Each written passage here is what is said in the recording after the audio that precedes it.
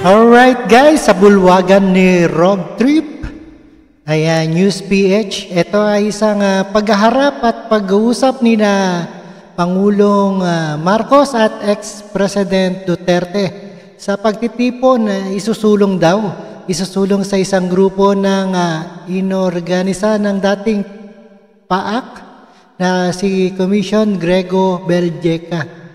At pagsasagawa ng isang pagtitipon kung saan maghaharap at mag-uusap sina Pangulong Ferdinand Marcos Jr. at ang dating Pangulong Rodrigo Duterte.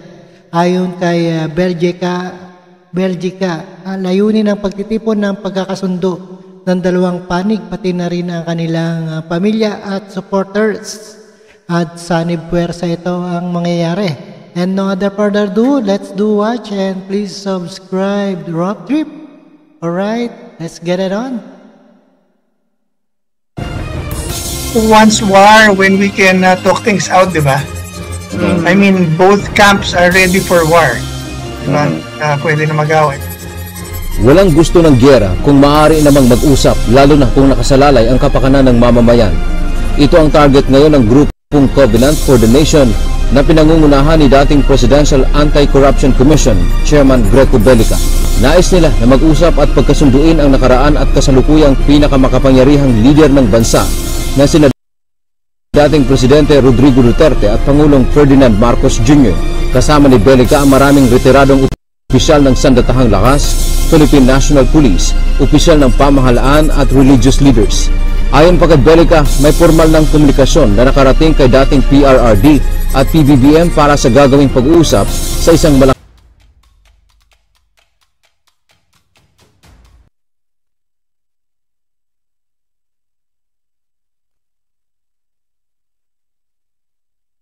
pagtitipon. These things should be greater than our personal interest and personal feelings. Dahil buhay ng milyong-milyong Pilipino po ang nakasalalay sa kanilang desisyon.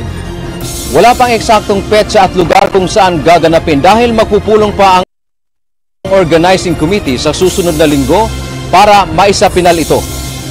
Dagdag pa ni Bellica, si dating Pangulong Duterte ay nagpahayag na bukas siya sa nasabing hakbang. Ang hinihintay na lamang ay ang sagot ni PBBM. Si Congressman Sandro told me na the message, yun lang naman ang pakiusap ko na kung if he can consider to personally bring the message to his father. He confirmed na the message has been passed. So at this point, naantay na lang po namin ang sagot ng Pangulong Marcos.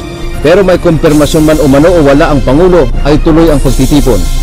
Paliwanag ng grupo, wala silang parameters na itinakda sa magiging pag-uusap.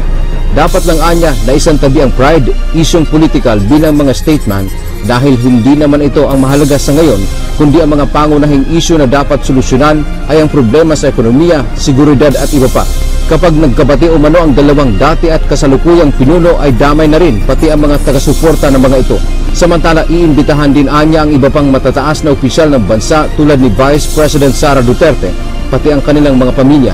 Iimbitahin po namin silang lahat, Baby Sara, Speaker Martin, Senators, heads yung as to their position, yun po ang mahalaga rin position mo dahil God ordained yan so punta ka ron. Plus all the heads of the religious organizations. Naniniwala ang grupong Covenant for the Nation bilang mga mamamayan ay may tungkulin din tayo sa Diyos at sa bayan para magkasundo ang mga halal nating opisyal ng bansa.